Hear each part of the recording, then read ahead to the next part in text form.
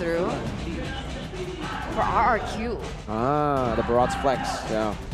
With the Ling Band, they ensure a safe path for themselves because, you know, the Barats is a way to actually, you know, try to stop the Ling in the farming department. So with the Barats really picked up as flex for Alter Ego, the Ling could come through. So it's a good read by Rrq there.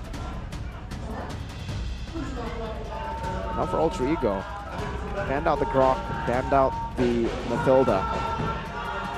What else do they want to go for here to take away from Ruby? Rrq? Ruby's already been taken away by Rrq themselves. Do they want to take a Franco away from Vin? It's something where, oh, okay, they do. He hasn't found a lot of success on the Franco recently, but we all know how good he can be when he's given it at the right time. No Franco, no Ruby, no Grok. Usually it's Mathilda, but no Mathilda as well. Do Rrq go back to their signature? Back in M4, if you remember, Vin, Kaja is what he goes for. No, they go Minotaur. It's a safer choice, especially with the neutral objective control with the Frederick. That's what I was thinking, right? I would have thought that Alter Ego wanted to go for the Minotaur ban instead. But the fact that they went for the Franco, is it a respect ban for Vin, or are they signaling they still might utilize an assassin in the jungle? Ooh. They do want to go for an assassin. What, Fanny? What assassin? I'm thinking if they want to go for assassin, what, Fanny, right? Because like, but against a Minotaur and a Fredrin, yeah, it'll be way too risky, man. There's so much knockups that can stop your cable. So it's a Kaja for Alter Ego and the Yuzong.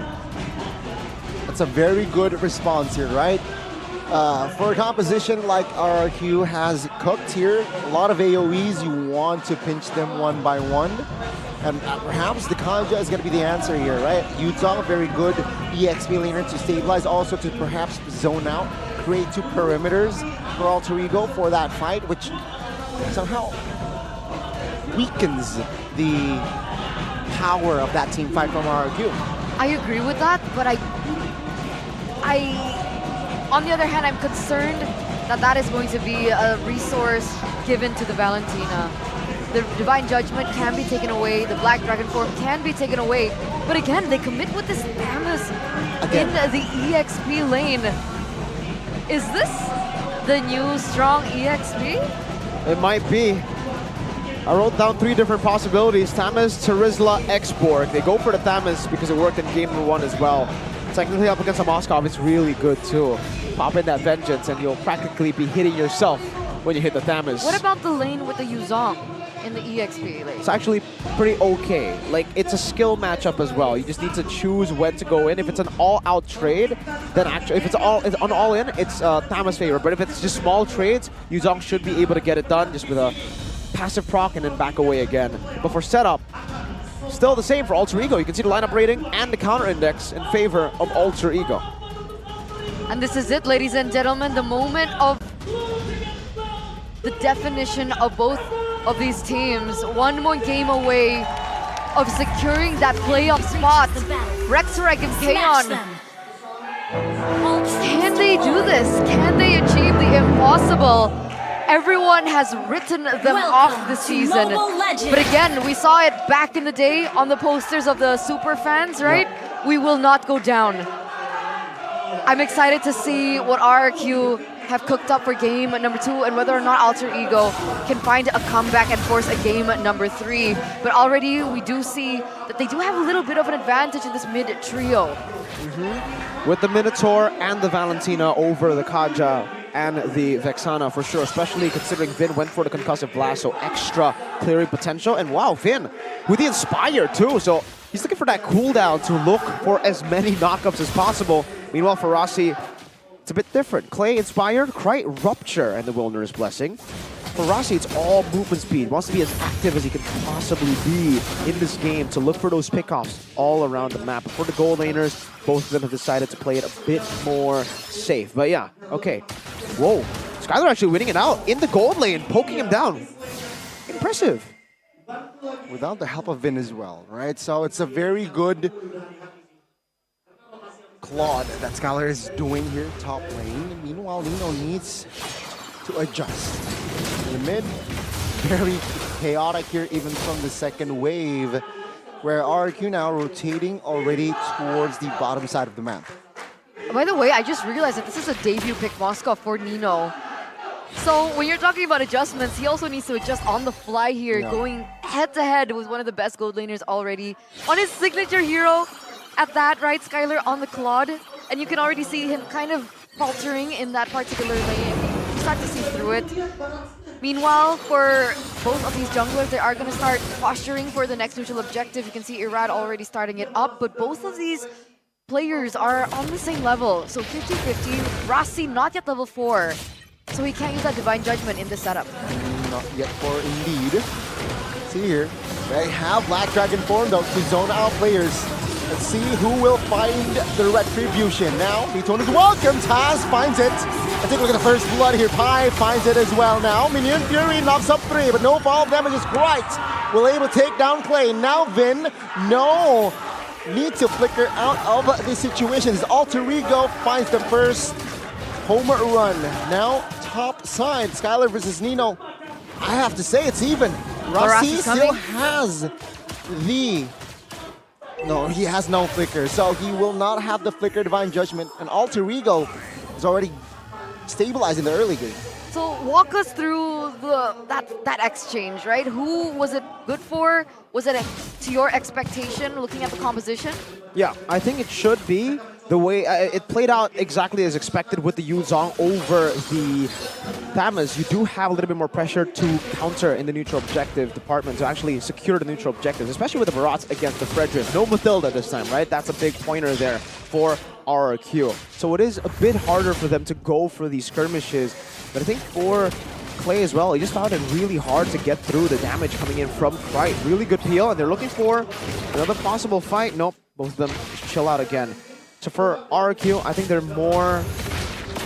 It's going to be a bit tougher for them to win out in the early game. For Alter Ego, this is the template start that they really love to utilize every single time in all of their wins. So it's all going according to plan. Let's take a look at the items, in-game equipment by Dunia Games. Steel leg plates for the Tamas and also for the Fredrin, Irad, who's now a level down of Taz, who has the Dreadnought armor, and it's an instant NOD, by the way, for Krite.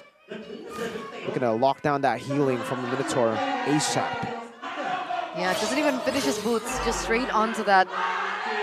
And so what are the winning conditions for Rrq? Do they try and go for the contest on these objectives? Do they let it go? Do they wait for Skylar's power spike? What is the expectation here? They need to kite it. They need to be able to engage and then re-engage later on. Well, actually, sorry, disengage and then re-engage later on.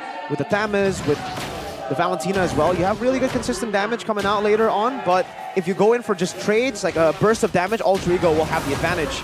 Clay, Divine Judgment steal? See here, Clay finds Divine Judgment, but take a look at the turtle. Taz finds it again. Now Rad distracted, petrified as well. Prazo's Rad will not connect as a Rad will be taken down. Alter Ego looking to collapse more as Vin now might be a potential target, but no, Alter Ego said there's a purple buff, let's go for it.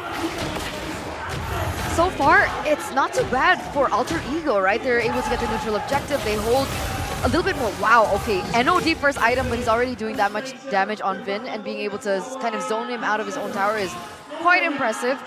But again, what we saw from game number 1 is a lot of overcommitments coming in from Alter Ego, and we don't really see that there here, which is a good start. Alter Ego with a 3k gold lead, and it looks like they're pressing for more. Nino, I'm afraid if he goes for a snowball. Yeah, we're actually seeing it from Rrq, the mistakes of Alter Ego from game 1. Now on Rrq, because they are overcommitting here when they should not be. Alter Ego still have a big advantage when it comes to the neutral objective contest because of the AoE CC that they have, and also the big guy stacks and Taz being a whole level ahead of Irad after the first turtle. Even though Clay stole Divine Judgment, it's still very situational. Oh, yeah, Daytona's welcome on towards Vin with the Terrifying. It will lock him down 6 feet under. Now good, airborne on towards Irad, and he will fall next. It seems like Clay and Skylar will not have space to get out. Alter Ego, they smell blood, they claim blood as well as Clay will be the next on the top lane alongside Skylar. And Alter Ego, that was 2,000 gold lead, escalated to a 5,000.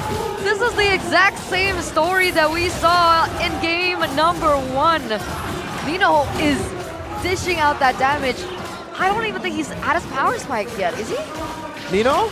Yeah. No, he's not at his power spike yet. So imagine when he does get that power spike. He has the corrosion side and the golden staff at the same timing, by the way, as Skylar got it last game as well. So yeah, it's almost the same game, just on reverse. Yeah. It's played for Alter Ego and Rrq. They're making even more mistakes in Alter Ego in game number 1. They are fighting, and they are way, way further away from their own power spikes. At least for Alter Ego, it made sense for them to gamble in the early game.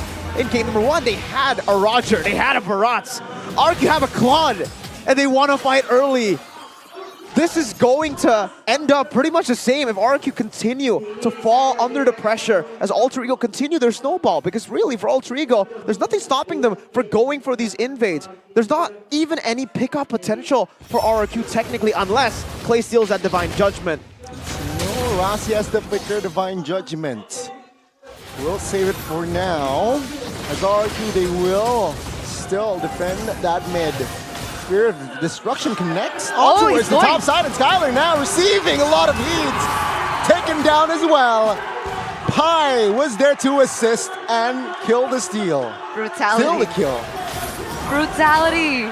He commits, he knows he's ahead, and he knows that Claude has not reached that power spike, and he knows in a 2v1 that he's going to get something out of it, but look at this. Oh, the bait from Rossi. And now Alter Ego will want business. Dawn very low. Oh my goodness, Vin caught.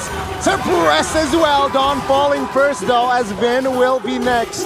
And Rrq, they have literally zero answer to Alter Ego's comp.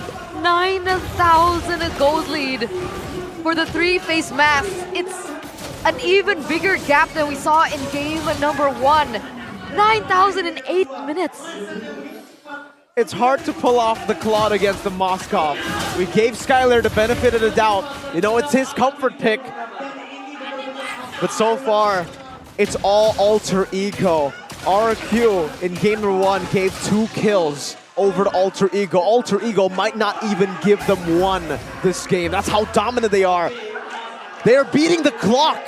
We're not even in the 9th minute, and they have a 9.6k built to a 9.7k. At this point, they might even just dive to the tier 2s without the Lord. The Lord has only just spawned, and Rrq are back onto their base turrets.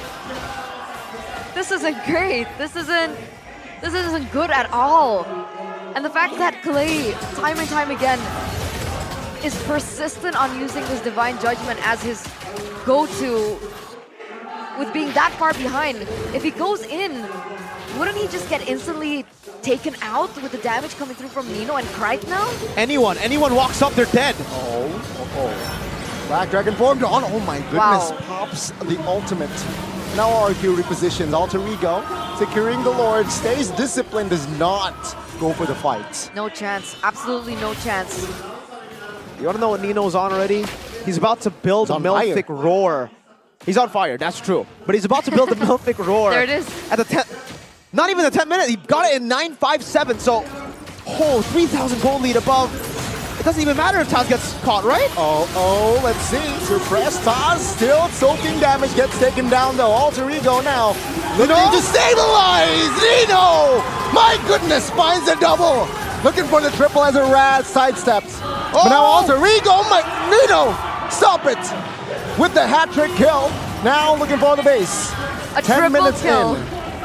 A triple kill for Skylar in game number 1, and we get a triple kill from Nino in game number 2, right before they end.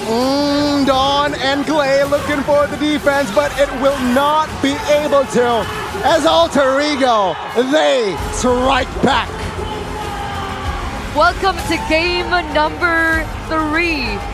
Ladies and gentlemen, if we said that Rrq wouldn't go down without a fight in game number 1, the same can be said from Alter Ego. They are brawlers, they are fighters, and they are warriors. And they will certainly go to the very end. 10 minutes. 10 minutes? If you thought game number 1 was dominance from Rrq, game number 2, I don't even know what word to use for that display. Right as Rrq stepped up, Alter Ego smacked them back down, bro. Oh my goodness. The kingdom silenced. Absolutely silenced. And the Altar Champs, now you get to hear them. Suddenly they're mute.